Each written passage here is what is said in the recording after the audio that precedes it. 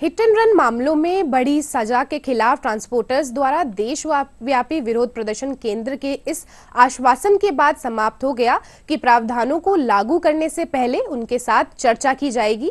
गृह मंत्रालय ने भारतीय न्याय संहिता के तहत हिट एंड रन मामलों के लिए नए प्रावधानों से संबंधित चिंताओं पर चर्चा करने के लिए all India Motors transport Congress के साथ नई दिल्ली में बैठक की।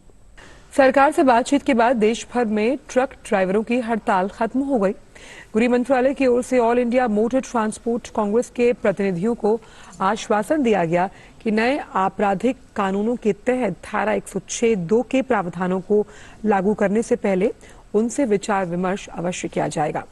देश भर में ट्रक चालकों की ओर से नए कानून की इस धारा को लेकर संशय की स्थिति बनी हुई थी, जिसके चलते वे हड़ताल पर चले गए। इस धारा के तहत प्रावधान है कि हिट एंड रन मामले में 10 साल की सजा और 10 लाख रुपए का जुर्माना हो सकता है।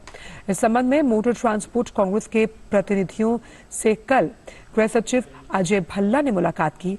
उन्होंने बताया कि ये नियम अभी लागू नहीं हुए हैं।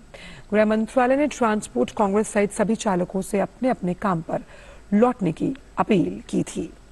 न्याय संहिता की धारा 106(2) में 10 साल की सजा तथा जुर्माने के प्रावधान के बारे में वाहन चालकों की चिंता का संज्ञान लिया तथा all India motor transport Congress के प्रतिनिधियों से आज 2 जनवरी 2024 को विस्तृत चर्चा की।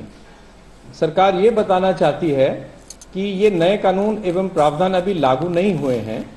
हम ये भी बताना चाहते हैं कि भारतीय न्याय संहिता की धारा 106(2) को लागू करने से पहले all India motor transport Congress से विचार विमर्श करने के बाद ही निर्णय लिया जाएगा। हम all India motor transport Congress तथा सभी वाहन चालकों से अपील करते हैं कि आप अपने अपने कामों पर वापस लौट आएं।